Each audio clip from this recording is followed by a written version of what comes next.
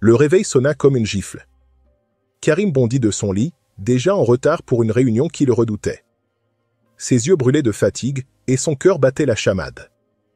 Depuis des mois, il vivait au rythme infernal des horaires prolongés, persuadé que plus il travaillait, plus il réussirait. Dans la petite ville de Belleval, tout le monde admirait son ambition. Pourtant, à l'intérieur, Karim se sentait vide. Chaque matin ressemblait à une course sans fin, un combat contre l'horloge qu'il perdait toujours. Ce jour-là, pourtant, quelque chose allait changer à jamais dans sa vie. Le bureau de Karim était un champ de bataille. Papiers empilés, tasses de café froid et post-it colorés tapissaient sa table. Son patron, M. Delma, lui demanda encore un rapport urgent. Karim hocha la tête, les yeux cernés, sans oser protester. Les autres employés quittaient le bureau à 17 h, mais lui restaient jusqu'à tard dans la nuit. Il croyait sincèrement que ses heures supplémentaires seraient récompensées. Pourtant, son salaire ne bougeait pas et sa santé commençait à flancher. Il n'avait plus de temps pour sa famille, ni pour lui-même. La vie lui échappait, minute après minute. Un soir, en sortant du bureau, Karim aperçut un vieil homme assis sur un banc, observant le coucher du soleil. L'homme semblait paisible, détaché du tumulte du monde. Intrigué, Karim s'assit à côté de lui. Ils échangèrent quelques mots, puis le vieil homme lui dit calmement « Tu cours après quelque chose que tu possèdes déjà, ton temps. » Karim sourit, croyant à une simple métaphore. Mais ces mots s'incrustèrent dans son esprit comme une flèche. Sur le chemin du retour, il se demanda s'il n'était pas devenu esclave d'un travail qui le dévorait peu à peu. Les jours suivants, Karim tenta de ralentir. Il essaya de partir plus tôt du bureau, de marcher au lieu de prendre le bus, de respirer un peu. Mais chaque fois qu'il s'éloignait de son poste, la culpabilité l'envahissait. Il craignait d'être perçu comme paresseux, de perdre la confiance de son patron. Pourtant, plus il se fatiguait, plus son rendement baissait. Les erreurs s'accumulaient, les clients se plaignaient. Il comprit alors que travailler plus ne signifiait pas forcément travailler mieux. Son corps lui envoyait des signaux clairs, il était à bout. Et son esprit criait silencieusement au secours. Un week-end, Karim décida de visiter sa mère, qu'il n'avait pas vue depuis 6 mois. Elle vivait dans une maison modeste au bord d'un champ. Lorsqu'elle ouvrit la porte, son regard se voila d'émotion. « Tu as vieilli, mon fils, dit-elle doucement. » Ces mots frappèrent Karim en plein cœur. Comment avait-il pu négliger les êtres qu'il aimait au nom de l'argent? Ils passèrent la journée à discuter, à rire, à cuisiner ensemble. Ce moment simple, loin des écrans et du stress, fut pour lui une révélation. Le bonheur n'était pas dans le travail, mais dans la présence. De retour à Belleval, Karim sentit un changement intérieur. Il voulait retrouver le contrôle de son temps. Il commença à lire des livres sur la gestion financière, l'entrepreneuriat et la productivité. Il découvrit que les riches ne vendaient pas leur temps, ils le multipliaient. Cette idée le fascina. Pourquoi échanger sa vie contre un salaire figé? Il voulait créer quelque chose qui travaillait pour lui, même pendant son sommeil.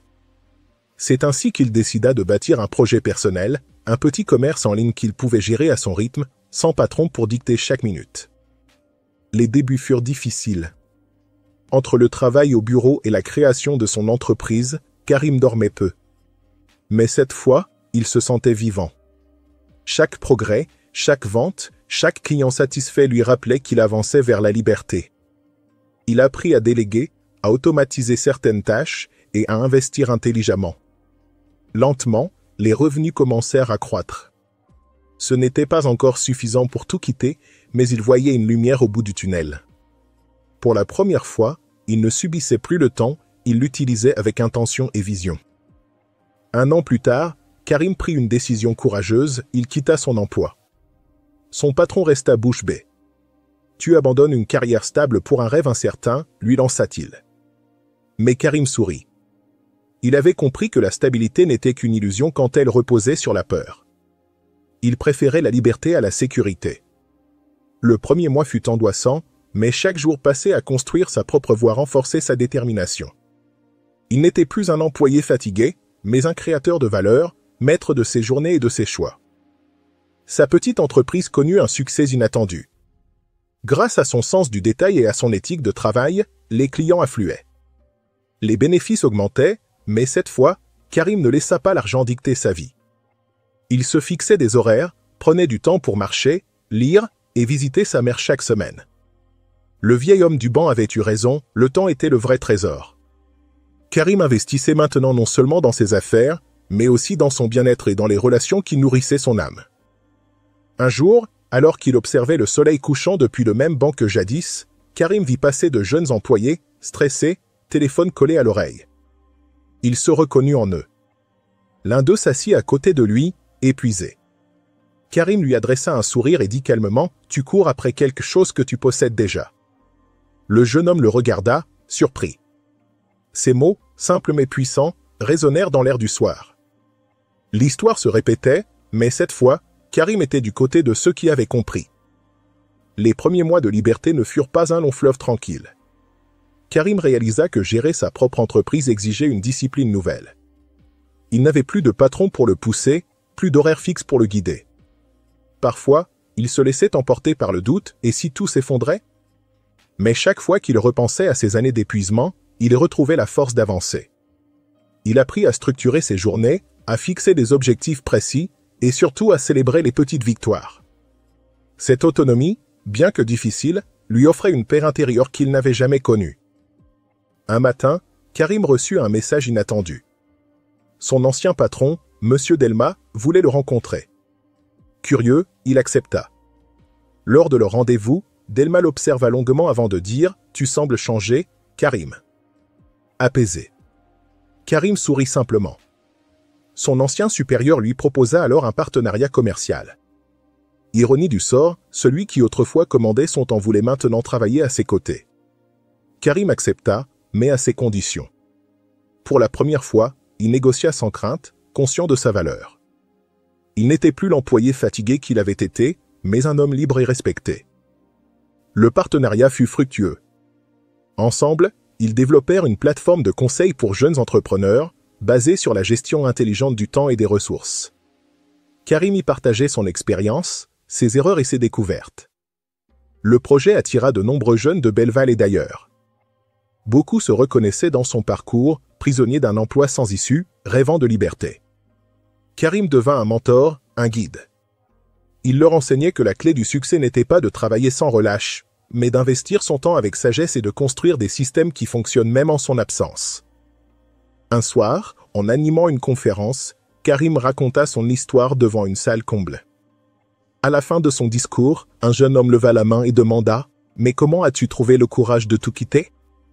Karim prit une pause, regarda la foule et répondit « Quand j'ai compris que je donnais ma vie à une horloge qui ne m'appartenait pas, un silence lourd suivit, puis des applaudissements éclatèrent. » Ce soir-là, il comprit que son témoignage dépassait sa propre expérience. Il inspirait désormais d'autres à réécrire leur destin. Malgré le succès, Karim resta humble. Il savait que le temps pouvait aussi se retourner contre lui s'il oubliait ses priorités. Il se rappela une phrase de sa mère, « Le temps, c'est comme l'eau. Si tu ne la diriges pas, elle te noie. » Il décida donc d'instaurer des rituels, des matins sans téléphone, des après-midi dédiés à la créativité et des soirées réservées à la famille. Ces moments lui permettaient de garder l'équilibre entre ambition et sérénité. Il ne cherchait plus à posséder le temps, mais à vivre pleinement chaque instant. Un jour d'hiver, Karim reçut la visite du vieil homme du banc. Il ne l'avait pas revu depuis leur première rencontre.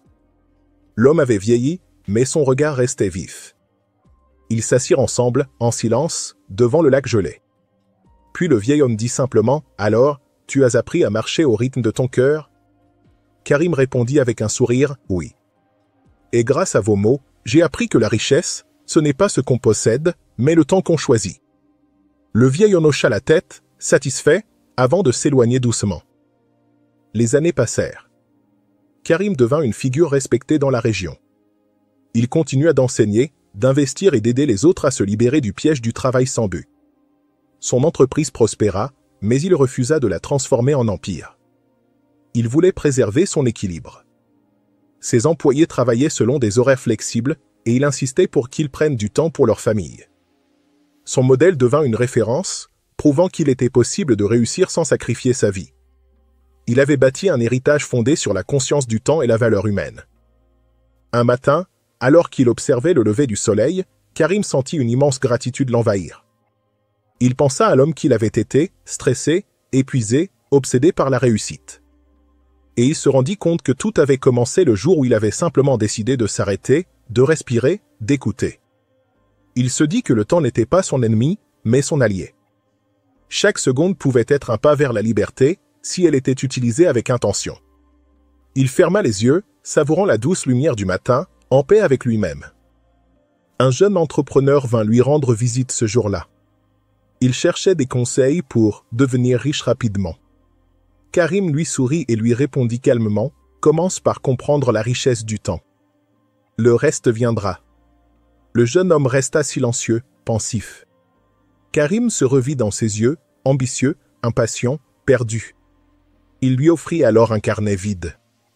Remplis-le non pas avec des tâches, mais avec des moments qui comptent. Ce simple geste devint une leçon précieuse que le jeune homme n'oublierait jamais. La sagesse se transmettait désormais de cœur à cœur. Le soir venu, Karim s'assit une dernière fois sur le banc où tout avait commencé. Le soleil se couchait lentement, peignant le ciel de nuances dorées. Il ferma les yeux et murmura « Merci, tant, de m'avoir appris ta vraie valeur. » Dans le silence du crépuscule, il sentit une paix profonde, celle de l'homme qui a enfin compris que la vie n'est pas une course, mais une danse. Et chaque pas, chaque respiration, chaque instant vécu en conscience est une victoire sur l'oubli. La valeur du temps ne se mesure pas en heures travaillées, mais en instants vécus avec sens. Chacun de nous dispose du même nombre de minutes par jour, mais rares sont ceux qui savent les transformer en richesse intérieure. Karim nous enseigne que la liberté financière et personnelle commence lorsque l'on cesse de vendre son temps et que l'on commence à l'investir. Travailler plus ne rend pas forcément libre. C'est en apprenant à travailler intelligemment, à déléguer, à créer des systèmes et à cultiver la discipline du cœur qu'on accède à la véritable indépendance. Le temps, une fois perdu, ne revient jamais. Mais bien utilisé, il devient la fondation d'une vie équilibrée, prospère et heureuse. Souviens-toi, tu ne peux pas acheter le temps, mais tu peux choisir comment le vivre. Alors, ralentis, respire et agis avec intention. Et si cette histoire t'a inspiré, abonne-toi pour découvrir d'autres récits qui éveillent, motivent et changent la façon dont tu vois la vie.